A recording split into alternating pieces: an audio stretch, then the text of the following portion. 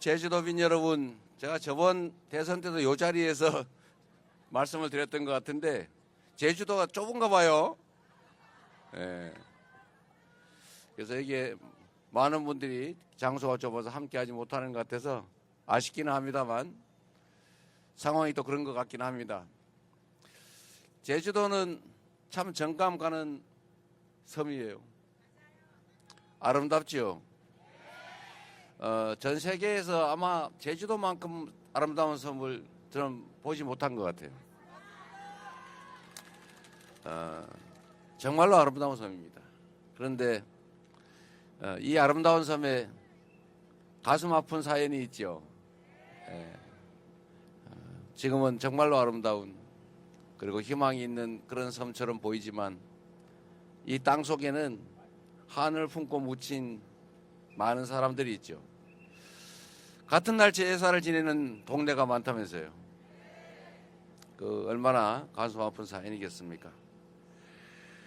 이 아픈 제주도 이제는 평화와 화해의 땅으로 세계적인 관광 도시로 아름답게 잘 갖고 가야 되겠죠? 저는 제주도가 너무 아름다워서 일부러 제주도를 안 오다가 결혼할 때 오려고 일부러 안 왔어요. 제가. 그래가지고 제가 제 아내하고 결혼한 다음에 일주일 휴가 잡았다가 너무 아름다워서 13일인가까지 미뤄서 재판 연기해가면서 제가 더 있었습니다. 정말 제주도의 구석구석을 다 가봤죠. 성산에서 낚시도 해봤는데 그때 낚시 잘 못할 때인데 손바닥만한 뱅어돔도 잡았었어요. 너무 기억이 아름다운 기억이 많습니다. 이 아름다운 섬들을 앞으로 참으로 잘 갖고 가면 좋겠어요. 제주도에는 이게 삼다도라 그래서 바람 많고 돌 많고 또 뭐 하나 더 많다던데 이게 참 위험해서 내가 말을 생략한 겁니다. 이 바람도 지금은 큰 자원이 되지 않았어요? 제주도는 이제 앞으로 얼마 지나지 않으면 화석 연료를 사용하지 않는 그야말로 완벽한 친환경 에너지로만 살아가는 그런 정말로 새로운 도시 섬이 될 겁니다. 지금도 많은 준비를 하고 있죠. 좀 비싸긴 하겠지만 그러나 이 풍력 발전도 앞으로는 화석 연료 발전보다는 훨씬 싸질 가능성이 많습니다. 재생에너지 사회로 우리가 신속하게 넘어가야 되고 제주도가 아마 대한민국의 재생에너지 사회의 선도적인 지역, 모범적인 도시가 될 것입니다. 또 그렇게 만들어야 됩니다. 그게 제주도의 새로운 기회가 되지 않을까 생각합니다. 맞죠?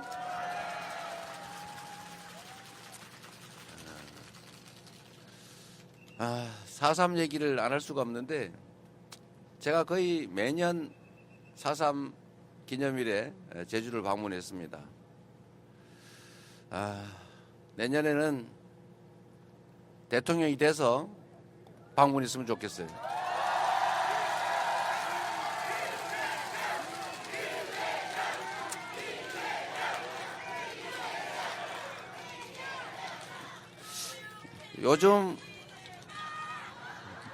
요즘 제주도 4.3과 관련해서 저는 참 많은 생각이 듭니다.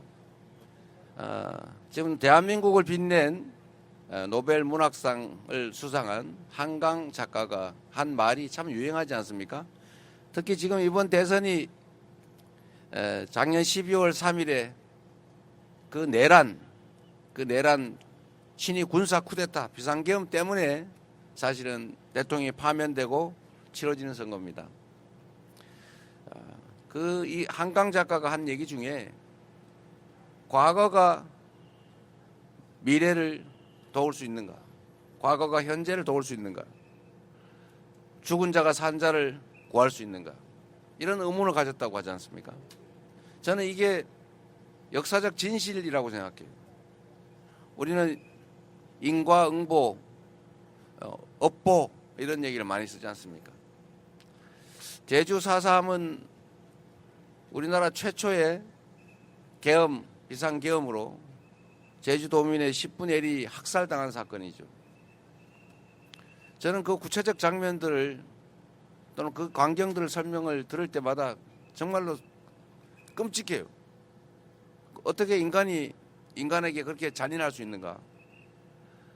어떻게 사람을 생명체로 존중하지 않고 우주의 무게로 존중하지는 못할 망정 최소한 동물이나 곤충처럼 우리가 취급하지도 못한 것이죠. 우리는 곤충을 한 마리 밟을 때도 망설이지 않습니까? 그런데 같이 살아가는 사람에게 그렇게 잔인하게 대량 학살을 저지를 수 있는가? 인간의 광기라고 하는 것은 어디까지 갈 수 있나? 인간의 권력욕, 인간의 사적 욕망이라는 게 정말 한계가 있는 것인가? 이런 생각이 많이 듭니다. 만약에 4.3 이 학살에 대해서 우리가 좀 빠른 시간에 진상을 철저하게 규명하고 그에 상응하는 책임을 엄정하게 물었더라면, 그랬더라면 광주 5.18 학살이 있었을까요? 저는 없었을 거라고 생각합니다. 그걸 전혀 책임을 묻지 않았기 때문에 결국은 광주 5.18 학살이 발생한 거죠. 그런데 역사는 역시 진보하는 것 같아요. 우리 제주는 이 4.3 사건 때문일 텐데 자기의 정치적 신념을 전혀 표현하지 않잖아요. 그래서 어제 누가 그런 얘기를 하던데 제주도에 왜 무소속이 많이 됐을까? 정치인들이 여당도 야당도 아닌 무소속만 찍는다. 그게 최근에는 이제 민주당으로 많이 바뀐 것 같아요. 그것도 아마 정치적 성향을 드러내면 위험하다라는 그런 역사적 체험 때문이 아닐까. 그 잔인한 기억 때문이 아닐까 생각이 되더라고요. 좀 어떠세요? 그러나 이제는 정치적 신념을 자유롭게 표출하지 않습니까? 제주 4.3에 대해서 저는 우리 더불어민주당이 노무현 대통령이, 문재인 대통령이 참으로 많은 진척을 이뤄냈다고 생각해요. 진상규명도 했고 사과도 했고 법도 만들고 보상도 했지 않습니까? 그 점을 우리 제주도민들이 인정해주고 계시는 거죠? 그래서 제주는 아마도 우리 더불어민주당이 대형 사고를 치지 않는 한 이 성과에 대해서 많은 오랜 시간 기억해 주실 거라고 믿습니다. 그러나 아쉬운 것은 조금 더 일찍 했더라면 광주에 수백 명이 학살되는 그런 일들은 없었을 것이다 라는 아쉬움이 있죠. 그래도 안 하는 것보다는 하는 게 낫죠. 한다면 조금 빨리 했으면 좋았겠다. 이 말씀을 먼저 드리고요. 저는 광주 5.18 광주 민주화운동 그것도 역시 이번 작년 12월 3일 내란 극복에 크게 영향을 미쳤다고 생각합니다.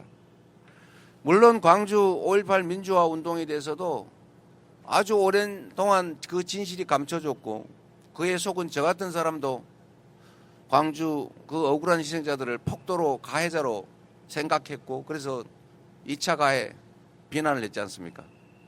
그러나 결국은 많은 사람들의 노력으로 그 진실이 알려지고 그래서 결국은 늦었지만 재판이 이루어지고 잠시라도 구속이 되고 사면되긴 했지만 처벌을 하기는 했죠. 미흡하지만. 그래서 그 기억 때문에 그 과거 역사 때문에 작년 12월 3일 밤에 계엄군 일선 지휘관과 병사들이 적극적으로 의회에 난입을 하지 않았던 것입니다. 그 경험, 그 역사가 작년 12월 3일에 계엄을 사실상 절반은 막아준 것이죠. 우리 국민들도 마찬가지 아니겠습니까? 그 광주 5.18의 기억 때문에 결국은 국회를 에워싸고 우리 더불어민주당 의원들이 목숨을 걸고 국회 안으로 담을 넘어 들어가서 계엄 해제를 할 수 있게 만들어준 것 아니겠습니까? 그래서 수많은 사람들이 학살되었을 그 가능성을 막은 것입니다. 저는 그날 밤만 생각하면 지금도 모골이 송년회예요. 그들은 수백 명을 배에 실어서 백령도 가는 선상에서 폭파시켜서 수장시켜 죽이려고 했지 않습니까? 그리고 5천 명에서 1만 명을 이런 방법 저런 방법 군 막사에 집어넣고 폭탄을 터뜨려서 죽이고 수류탄을 터뜨려 죽이고 죽지 않으면 확인 사살하겠다는 계획까지 세웠잖아요. 그것만 가지고는 부족하니까 음식물 식수에다가 독극물 화학약품 넣어가지고 어떻게 하자 이런 계획까지 메모되어 있지 않습니까? 실제로 그랬을 집단 아닙니까?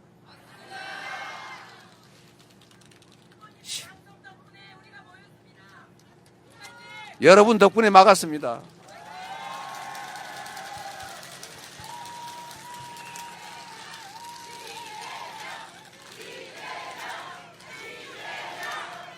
그날 밤에 광주 5.18의 그 장성들을 처벌하는 장면, 그 역사가 그래도 진상을 일부나마 규명하고 일부나마 적정하게 되지는 못했지만 일부나마 책임을 물은 그 역사가 결국 12월 3일에 계엄을 막았고 광주 5.18에서 희생된 그 수백 명의 영령들이 즉 죽은 자들이 12월 3일 작년 대한민국 국민들을 살려낸 것 아니겠습니까?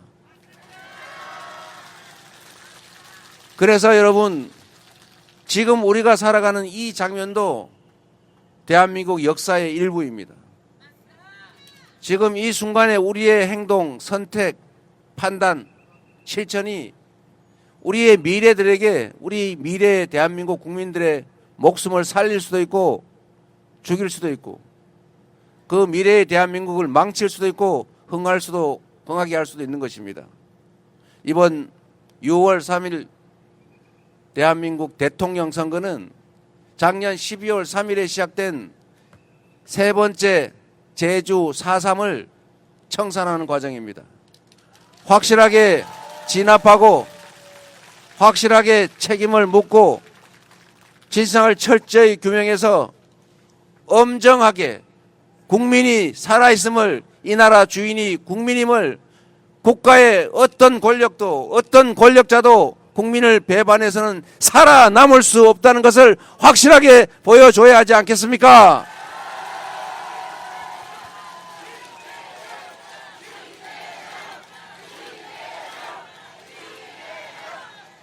그래서 이번 6월 3일 선거는 더불어민주당의 이재명 대통령 후보를 뽑는 선거가 아닙니다. 김문수를 뽑지 않는 선거가 아닙니다.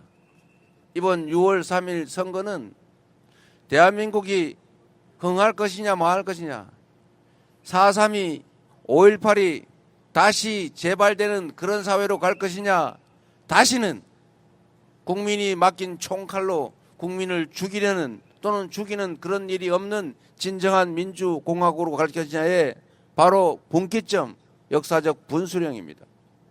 이 분수령에 여러분은 역사적 증인으로 서 있는 것입니다. 여러분의 행동에 따라서 대한민국의 운명이 갈린다. 지금 이 순간 여러분의 표정과 여러분의 행동이 대한민국의 운명을 가른다. 동의하십니까 여러분? 이재명을 뽑지 말고 여러분을 이 나라의 대통령으로 뽑는 진짜 국민이 주인인 진정한 대한민국을 만드는 선거다. 그렇게 생각해 주시기 바랍니다 여러분.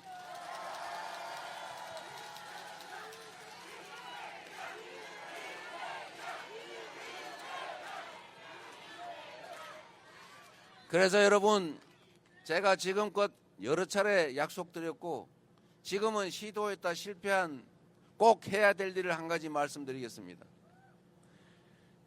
국가폭력범죄, 국민이 맡긴 권력으로 국민의 생명, 자유, 인권을 침해하는 그런 범죄에 대해서는 영구적으로 공소시효를 배제해서 그 행위자는 살아있는 한 반드시 형사처벌을 받게 하겠습니다.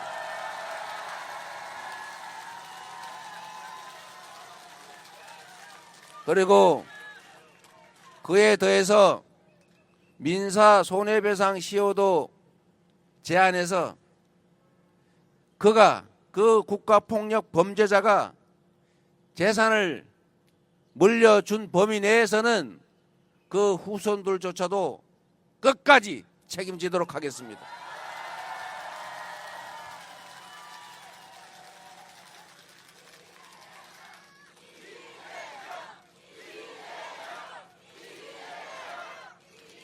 제가 이 약속을 여러 차례 드리고 당내에서 결국은 설득해서 이 법을 통과시켰는데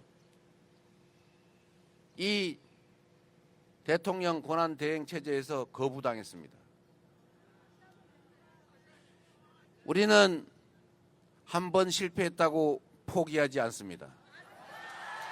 될 때까지 반드시 합니다. 거부권을 저한테 주시면 국회에서 이 법이 통과되는 순간 즉각적으로 거부 안 하고 사인하겠습니다.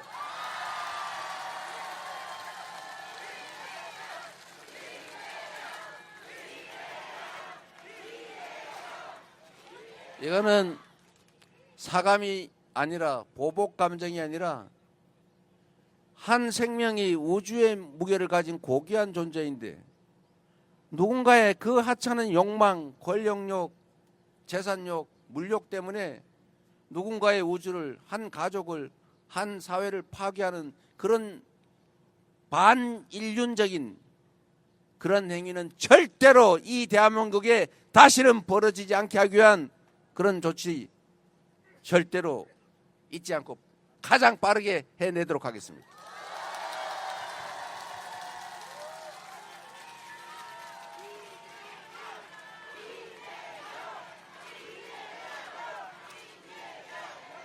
그리고 여기 박혁권 배우 왔나요? 어디 있어요? 잠깐 한번 와보세요. 올라와 보세요.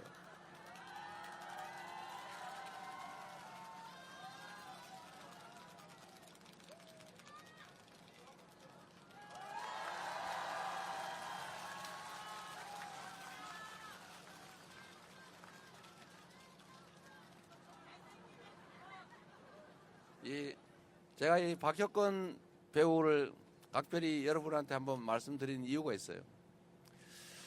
저번 대선 때 사실은 약간 어려운 선거 아니었습니까?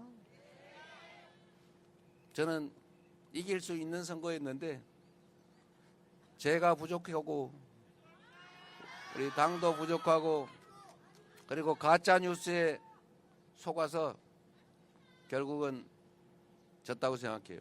그 역시도 우리의 준비 부족이죠. 그때 우리 박혁권 배우가 공개적으로 저를 지지해 주셨어요. 그런데 이 대한민국은 아주 졸렬한 정치 세력들이 있어요. 상대편을 지지하면 죽이려고 해요. 그래서 블랙리스트니 화이트리스트니 이런 거 만들지 않습니까? 그래서 저 사람은 저쪽 편이지 그러면 출연도 시키지 마, 지원도 해주지 마 이렇게 해서 괴롭히잖아요. 아주 졸렬한 거 아닙니까? 저는 이 박혁권 또는 이 문화예술인들의 정치적 의사표현에 대해서 이렇게 가혹하게 제재하는 나라를 보지를 못했어요. 그 나라의 수준은 그 나라의 문화로 결판나는 것 아닙니까? 대한민국이 전 세계에서 그래도 인정받는 것은 대한민국의 문화 수준, 결국은 우리 국민들의 의식 수준이죠. 그 높은 의식 수준 그 때문에 인정받는 것입니다. 해외에 나가도 코리아라고 하면 취급해 주잖아요. 물론 지난 몇 년 사이에 확 국가의 품격이 떨어져서 요새는 숨긴다고 하더만요. 네. 쿠데타나 하고 그런 나라인데 어떻게 보겠습니까? 그래서 이 대한민국의 문화를 살려야 돼요. 그리고 저는 대한민국의 문화가 국제적 경쟁력을 가진다.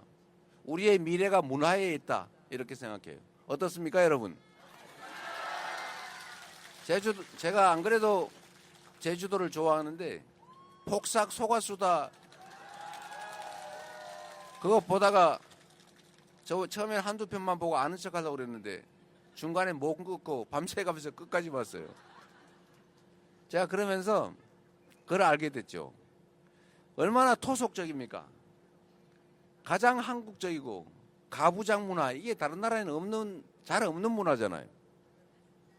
그런데 이 가부장 문화, 그 다음에 이 한국적인 남존여비, 이런 오래전 그것도 이 문화가 드라마로 만들어서 전 세계인이 그렇게 각광한다는 사실이 놀랍지 않습니까? 한국인의 정서와 문화 감성이 전 세계에 통한다는 거죠. K-팝은 왜 전 세계인들이 그렇게 좋아할까? 뭐 똑같은 노래에 뭐 춤추는 거 보면 따라할 수 있는데 왜 유독 한국일까? 한국의 드라마, 한국의 음식은 또 왜 이렇게 인기일까? 저는 그게 문화의 깊이라고 생각해요. 문화의 깊이. 대한민국은 정말 5,000년 문화를 자랑하잖아요. 우리는 사실 일상적 언어 속에서 거의 철학자들이 돼 있어요. 양지만큼 음지 있는 거 아니야? 길고 짧은 건 대봐야 아는 거 아니야? 죽음이 있어서 삶도 있는 거지. 하여튼 이런 불교 문화 또는 기독교 문화, 온갖 문화들이 그중에 주술은 빼고 그건 나라 망할 일이. 이 온갖 종교들이 있는데도 사실은 서로 충돌하지 않습니다. 깊이가 있어요. 전 세계에서 이렇게 종교가 성행하면서도 또 여러 종교가 있으면서도 충돌하거나 분란을 일으키지 않는 나라가 거의 없습니다. 그게 우리의 포용성이죠. 우리 대한민국 국민들은 또 이런 것도 있어요. 정말로 이타적이고 공리적이에요. 물론 사촌이 논사하면 배 아프한다 이런 말도 있긴 하지만 우리는 국가에서 재정 지출을 해서 국민을 지원해 주겠다고 하면 왜 나를 도와주지? 모두를 위해서 써야지. 이런 생각하는 국민들 아닙니까? 정말로 공리적인 민족이에요. 저는 그런 점들이 세계인을 설득하는 거라고 생각합니다. 극단적으로 이기적이고 폭력적이고. 그런데 그 속에서 정말 공리적이고 이타적이고 공존적이고 말이에요. 타인을 존중하고. 그래서 저는 우리의 이 문화를 키워야 되겠다 그 생각을 했습니다. 우리 김구 선생이 그 먹고 살기 어렵고 나라를 빼앗겨가지고 나라를 찾겠다고 폭탄, 수리탄, 권총 들고 뛰어다닐 때 이분이 그런 얘기를 한 것 아닙니까? 우리가 앞으로 독립해서 부강한 나라를 만들어야 된다. 그런데 그 부강함이란 무력이 세서 남의 나라를 지배해서 삼켜가지고 폭력적인 권력을 행사하는 그런 게 아니라 나라를 우리가 든든하게 지킬 정도의 무력이면 된다. 그러나 문화란 모두를 행복하게 하는 것이다. 우리의 문화를 키워서 전 세계인이 함께 행복한 그런 문화가 한없이 강한 나라를 만들고 싶다. 문화 강국. 근데 지금 그 김구의 꿈이 조금 현실이 돼가고 있지 않습니까, 여러분? 여기 김구 증산자도 와 있는데 김용만이라고. 김용만 그냥 가만히 계세요. 기억해 주시고요. 저희가 그 당대표 회의실에 김구 선생도 하나 붙여놨어요. 여하튼 저는 이 문화가 강한 나라를 만들어야 되는데 그게 지금은 곧 경제가 됐습니다. 전 세계에서 한국말로 된 한국어 노래를 흥얼거리고 한국어 드라마를 보고 그래서 한국말을 배우고 한국어 교육 수요가 엄청나게 폭증했다고 합니다. 그리고 한국 음식을 즐기고 한국을 와보고 싶어해요. 그래서 한국 오면 바가지 씌우고 그러지 말아야죠. 잘해줘야죠. 한국 음식을 수출해야죠. 지금 대한민국 김이 없어서 못 팔 정도라고 하지 않습니까? 원래 전 세계에서 김 먹는 나라 별로 없어요. 그 풀떼기를 왜 먹냐? 시커먼 풀떼기를 잘 안 먹어요. 그런데 지금은 전 세계에서 한국 김을 찾습니다. 김밥을 찾고 전주 비빔밥을 찾고 음식도 전 세계에 가장 정말 질 좋은 건강식 아닙니까? 한국 음식이. 그래서 이런 거에서 우리는 기회를 만들 수가 있다. 그리고 최고의 문화상품이 하나 생겼어요. 문화의 최고봉, 바로 민주주의죠. 우리 대한민국 국민들이 얼마나 위대하냐. 우리는 IMF 때 나라가 망했다고 하니까 원래 그렇게 나라가 망할 정도로 경제가 나빠지면 막 금 이런 거 사 모아야 돼요. 원래 그런 거잖아요. 매집해야죠. 막 사재기. 근데 우리는 집에 있는 금덩이 다 내놨잖아요. 금 모으기. 여기 온 국민이 참여를 해가지고 전 세계인이 놀랐습니다. 아, 전 나라는 절대 망하지 않겠다. 그래서 빨리 회복했어요. 그 금 자체 때문이 아니고. 두 번째로 작년이 아니라 우리 박근혜 정권 때 2017년, 16년 이때도 정말로 백수십만 명이 모여서 집회를 하는데 전 세계인들이 보니까 놀란 거죠.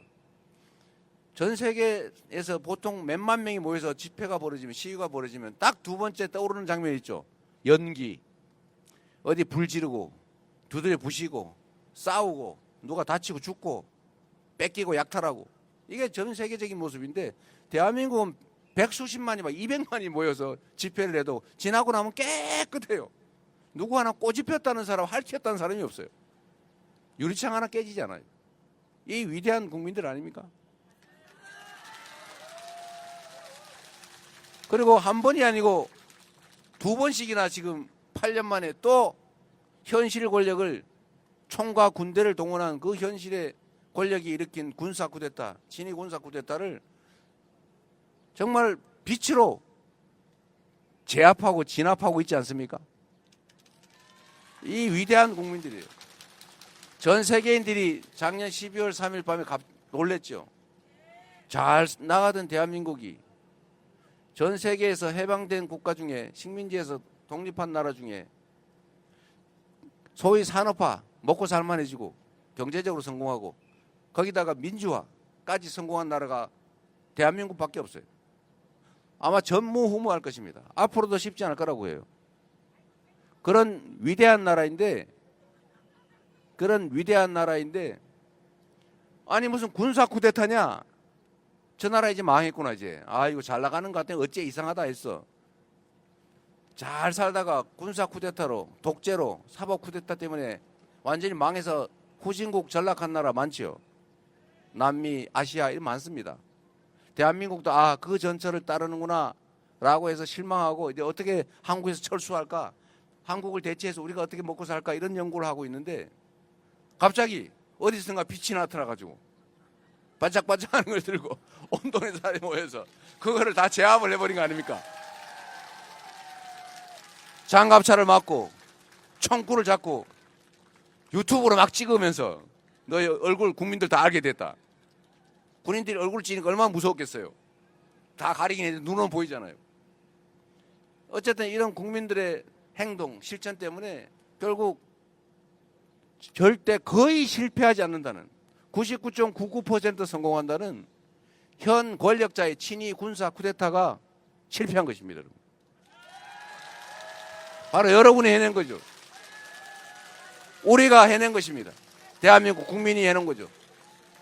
위대한 여러분의 역량에 자부심 가지셔도 됩니다. 우리의 후손들이 지금 이 자리에서 박수치는 여러분들을 교과서에 기록하고 기억할 겁니다. 6월 3일이 그래서 중요한 거죠. 그래서 여러분, 대한민국은 그렇게 피 한 방울 흘리지 않고 평화적인 방법으로 현실의 권력을 두 번이나 끌어내린 세계사에 없는 무혈의 아름다운 평화혁명을 10년도 안 돼서 두 번씩이나 한 위대한 국민이다. 그렇죠, 여러분? 그래서 정말 자신감을 가지셨으면 좋겠어요. 지금 우리가 비록 잠시 어렵죠. 경제도 망가지고 이 마이너스 성장이 뭡니까? 0.2% 1분기 마이너스 성장했대요. 내수는 2분기째 계속 마이너스입니다. 내수가 망하니까 이제 동천마트 이런 데 장사가 안 되는 거예요. 예? 보림방? 예? 이거 안 되죠, 당연히. 사람들이 돈도 없고 있는 돈도 불안해서 돈을 안 써요. 제가 그래서 한 가지 말씀을 드립니다. 경제는 심리입니다. 미래가 불확실하면 절대로 안 움직여요. 그런데 지금이 엄청나게 나빠도 미래가 희망이 있고 예측이 되면 그러면 미래를 위해서 투자하죠. 그래서 여러분 6월 3일에 여러분 선택에 따라서 이 경제가 계속 나락으로 떨어질 수도 있고 딱 저점을 찍고 희망으로 미래에 대한 기대로 다시 상승할 수도 있습니다.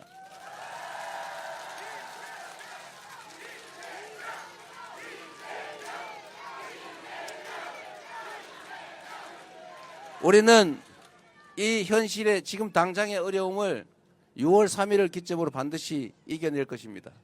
제가 장담하는데 똑같은 조건에서도 여러분 이거 주식 투자 많이 하시죠? 똑같은 조건에서 특별한 조치 없이도 주가는 상승 곡선으로 전환할 거예요. 이유가 있어요. 우리가 산업 경제 정책을 새롭게 재편할 겁니다. AI 첨단 기술 산업 중심으로 이 나라를 신속하게 전환해 가야죠. 물론 정부가 역할을 해줘야 됩니다. 기업들도 노력해야죠. 방향을 정해주고. 두 번째, 재생에너지 산업을 대대적으로 키워야죠. 무식하게 태양광 산업 수사한다고 다 망가뜨려놨는데 전 세계에서 재생에너지 생산이 안 되면 앞으로는 물건을 못 팝니다. 수출국가, 통상국가 대한민국의 글로벌 수출 기업들이 너네 이거 재생에너지로 생산한 거야? 화석연료로 생산한 거야? 이렇게 물어보면 재생에너지로 생산하는 건 안 산다. R200 이게 세계적 표준이 되지 않았습니까? 어디서 많이 들어본 얘기죠. 그리고 이제 유럽에 수출하려면 너네 이거 탄소 배출하면서 생산한 거지? 그러면 탄소 부담금을 부과합니다. 그러면 경쟁력이 떨어지죠. 쉽게 말하면 이제 수출을 할 수가 없게 돼요. 그러니까 신속하게 재생에너지 사회로 전환해 가야 됩니다. 산업 전환을 하면 일자리가 생겨요. 문제는 지금 당장 돈이 없다는 거죠. 지금 그래서 정부가 역할을 해줘야 되겠죠. 세 번째로 아까 말씀드린 대로 문화산업을 대대적으로 키워야 됩니다. 네, 여러분이 기회가 주면 제가 하겠습니다.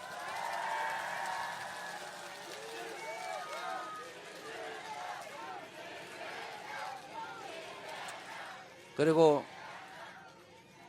경제가 다른 나라는 그런 대로 괜찮은데 우리나라만 유독 우하향으로 꼬라박는 이유는 몇 가지 있어요. 일단 아까 말씀드린 대로 정부 정책이 산업경제정책이 없어요. 이걸 산업경제정책을 제대로 수립해서 미래를 보여줘야죠. 우리는 이렇게 갑니다. 그러니까 앞으로 이런 쪽에 투자하세요. 이 길로 갑시다. 이렇게 방향을 정해줘야 되잖아요. 그게 리더가 하는 일 아닙니까? 그러나 이거는 단기적 효과는 크지 않아요. 좀 길게 봐야죠. 이제 두 번째, 대한민국의 가장 큰 리스크는 평화예요. 여기는 휴전선에 좀 멀리 떨어져 있으니까 좀 어떨지 모르겠는데 대한민국이 제주도를 포함해서 전부 전쟁 리스크에 노출되어 있습니다.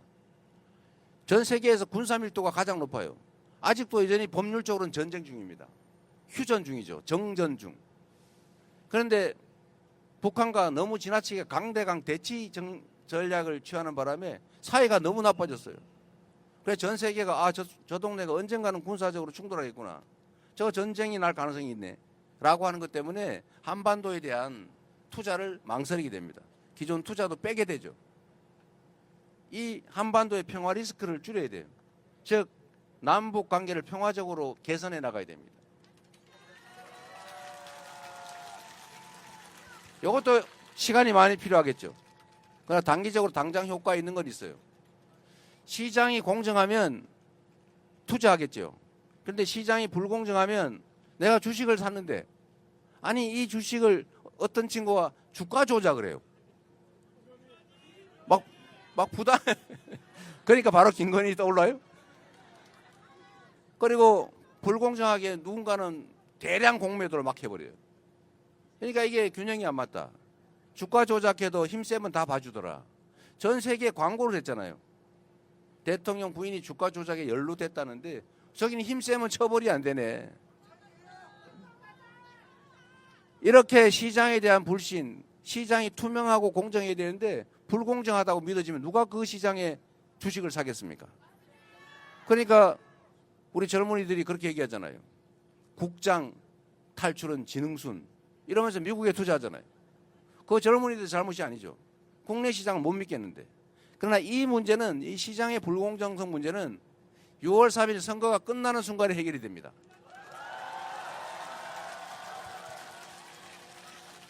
시장의 불공정성은 그냥 의지 하나로 앞으로 걸리면 죽는다. 돈 다 뺏긴다. 그리고 돈 번 거 이상으로 벌금도 내야 되고 그 이상으로 감옥도 확실하게 오랫동안 가 있어야 된다. 라고 하면 안 하겠죠. 무서워서 못 하겠죠. 제가 그렇게 무서운 사람 아닌데 법대로 하되 법대로. 세 번째, 이 대한민국 기업 풍토를 고쳐야 돼요. 아니 무슨 우량주 장기 투자하라고 그래가지고 우량주를 사놨더니 어느 날 보니까 그 우량주가 새끼를 낳았는데 그 새끼는 내 게 아니야. 이게 말이 됩니까 이게? 근데 우리나라는 그게 허용이 되고 있어요. 물적 분할, 자회사 이런 거 만들어가지고 재상장하고. 그러니까 내가 원래 이렇게 똥똥한 암소를 샀는데 이 암소가 새끼를 낳고 나니까 홀쭉해져 버렸네. 근데 암소는 남의 거예요. 송아지는 남의 거예요. 이렇게 하면 안 되잖아요. 이런 나라 잘 없어요. 이게 어디 말이 되는 소리입니까? 근데 이게 지금 현재는 허용이 되는데 이걸 못하게 막는 게 그게 상법 개정 아닙니까? 이것도 국민의힘이 거부했어요.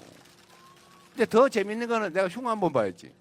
더 재밌는 거는 이거를 국민의힘이 한다고 큰 소리 빵빵 치던 겁니다. 자기들이 하다가 민주당이 진짜 하니까 반대하고 있어요. 국민의힘의 본질을 정확하게 보여주죠. 말은 하는데 행동은 반대예요. 교원 영색. 요거를 여러분이 잘 봐주시고 소문 많이 내주세요. 그래서 어쨌든 이런 경영 지배권 남용을 막아서 공정한 기업 경영을 하게 하면 또 그 자체로 좋아지겠죠. 이건 금방 할 수 있죠. 또 마지막으로 이런 거 있어요. 이 주식하는 분들 들으라고 한 얘기인데 제가 주식 좀 했지 않습니까? 제가 휴면 개미, 왕개미는 아니고 중개미 이 정도 됩니다. 그런데 우리나라는 배당을 안 해줘요. 배당을 해줘야 주식 사가지고 거기서 나오는 이자도 아닌 배당금으로 뭐 용돈도 쓰고 할 텐데 우리나라는 배당이 인색해요. 돈을 10조 원을 벌어도 배당을 2조 원밖에 안 해요. 1조 원, 2조 원 이렇게밖에 안 해요. 다른 나라는 보통 한 5조, 6조 한단 말이에요. 배당 성향이라고 하는 게 너무나 해서 중국 그 공산국가의 기업보다 배당이 더 낮아요. 이게 이상하잖아요. 이 배당을 늘려야 됩니다. 배당을 워낙 안 하다 보니까 주가가 왜곡돼 있어요. 주식이 이 객관적 가치가 10만 원인데 실제 거래되는 가격은 10,000원이에요. 그 10,000원짜리 사가지고 이걸 기업을 해산을 해버리면 10만 원 생기는 거예요. 이게 말이 안 되잖아요. 근데 0.1 PBR 0.1 주가 순자산 비율 이런 주식이 늘렸어요. 이 비정상 주식 시장이에요. 이런 것만 교정을 하면 지금 상태에서만도 주가는 많이 개선될 겁니다. 주식시장이 살아야, 주식시장은 자본주의 시장 경제의 심장이에요. 주식시장이 살아야 기업들이 이자 부담 없이 자본 조달을 할 수 있어요. 국민들도 투자 기회를 늘려요. 우리나라는 투자할 때가 부동산밖에 없으니까 전부 부동산 몰려가지고 이게 부동산 문제가 심각한 거 아닙니까? 부동산 말고 투자할 데가 없어요. 주식시장에도 살면 그 투자가 좀 주식시장으로 몰리면 부동산 시장도 좀 안정이 될 텐데 전부 부동산 투자라는데 이것도 그 측면에서도 자본시장 이걸 살려야 돼요. 주식시장이 이상하다 보니까 전부 코인으로 몰려갔잖아요. 코인도 우리가 보호해 줘야죠. 실제로 있는 시장인데. 하여튼 이런 게 하나도 안 되는 이상한 나라가 됐어요. 그러니 경제가 살려야 살 수가 있습니까? 숨 막혀 질식해서 죽지요. 이걸 해결하는 첫 날 그게 25년 6월 3일이다. 맞습니까, 여러분?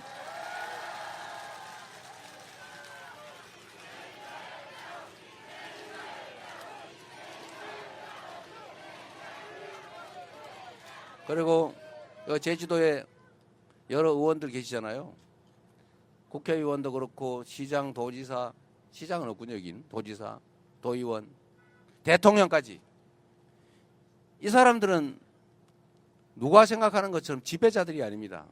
여러분보다 높은 사람이 아니죠. 우리는 뽑아놓고 숙모하는 경향이 없지 아니한데 우리가 일 시키려고 뽑아놓은 우리의 신분권 아닙니까? 그래서 여러분, 이번 대통령도 높은 사람 뽑는 게 아니고 그 사람이 높은 사람인 건 맞아요. 우리가 뽑아놓은 머슴 중에 높은 사람, 상머슴. 그 머슴은 덕목이라고 하는 게 있죠. 유능하긴 한데 잔머리 굴리는 나쁜 사람이다. 그러면 도둑질 당할 가능성이 많죠. 첫째, 충직해야 됩니다. 국민에게 충성스러워야죠.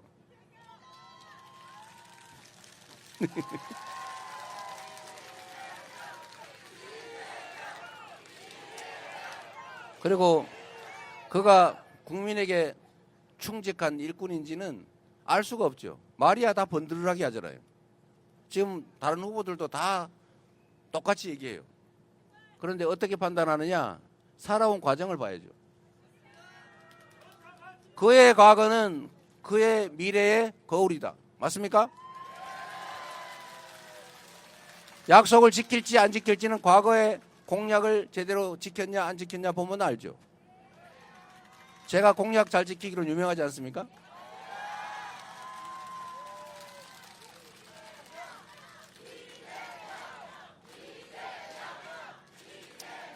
그리고 공직자로 살았으면 성과가 있어야죠.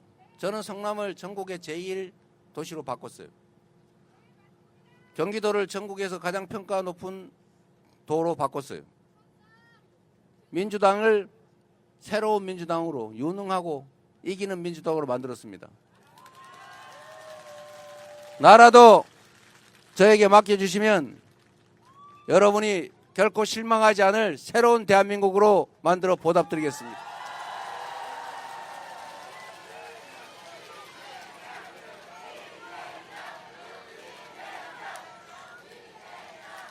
충직하고 유능한 일꾼을 뽑으면 여러분들이 팔다리 고생을 좀 줄이고도 지금보다 훨씬 더 잘 살 수 있다. 이렇게 말씀드립니다.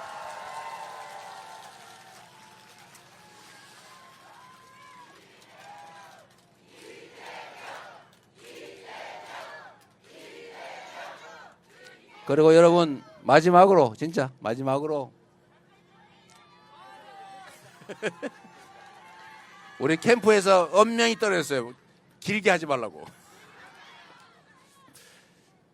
여러분, 대통령 아니면 동네 무슨 개모임, 동호회 회장, 이 회장이든 대통령이든 그가 해야 될 제일 중요한 일이 어떤 거예요?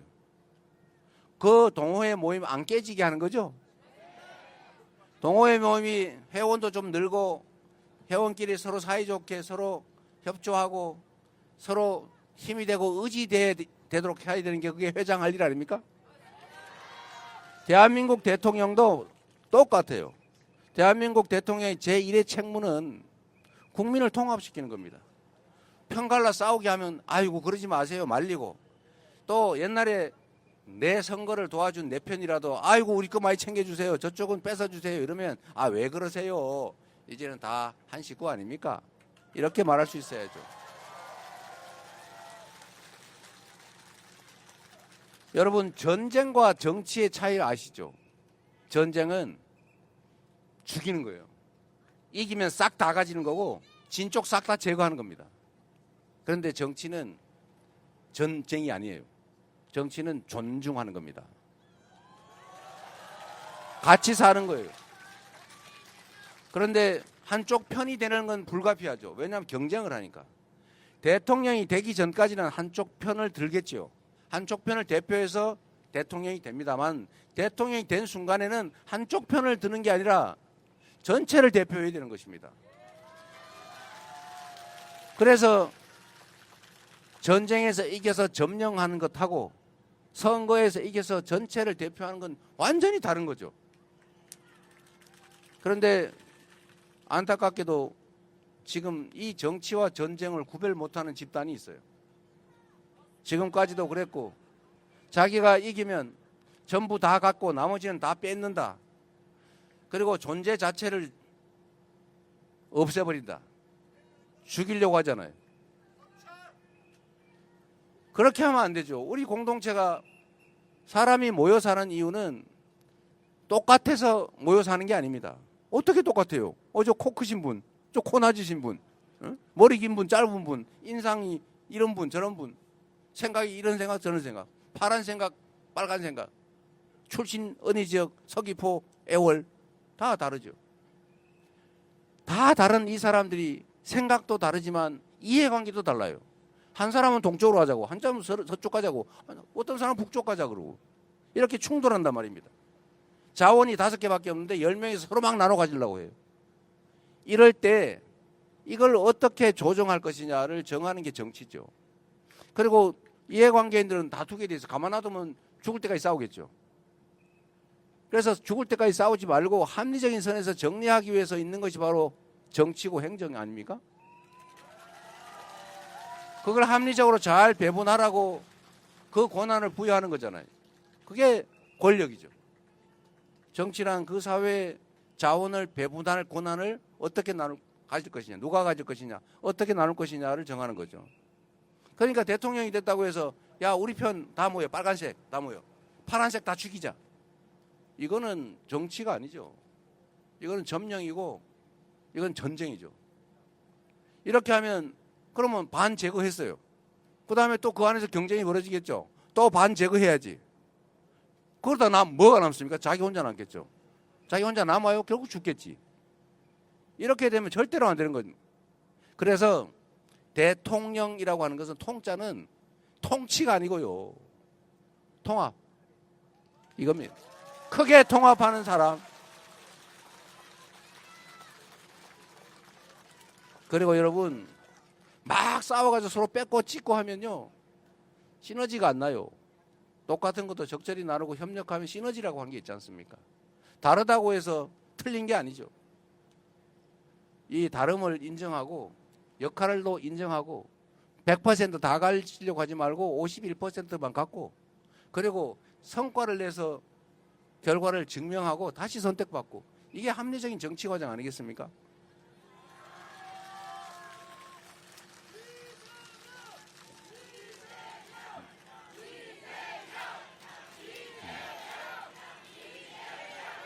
특히 제주는 4.3을 겪은 후에 평화의 섬, 화해의 섬으로 명명했지 않습니까? 대한민국도 그래야죠. 남북이 갈라져서 지금껏 싸우고 있고 영남이니 호남이니 그래가지고 또 싸우고 이제는 나이 든 사람, 젊은 사람 갈라서 싸우고 이제는 남녀를 갈라 싸워요. 그렇게 편 갈라가지고 갈라치기 하면서 싸움 시키면 그게 정치입니까? 그거는 정말로 나쁜 사회에 해악을 끼치는 절대 해서는 안 될 폐악이에요. 폐악. 갈라치기, 편 나눠 싸우기. 그래서 그 속에서 자기의 개인적 정치적 이익을 취하면 자기야 좋겠지만 사회는 망가지는 거 아닙니까? 저는 그런 정치 절대로 해서는 안 된다고 생각해요.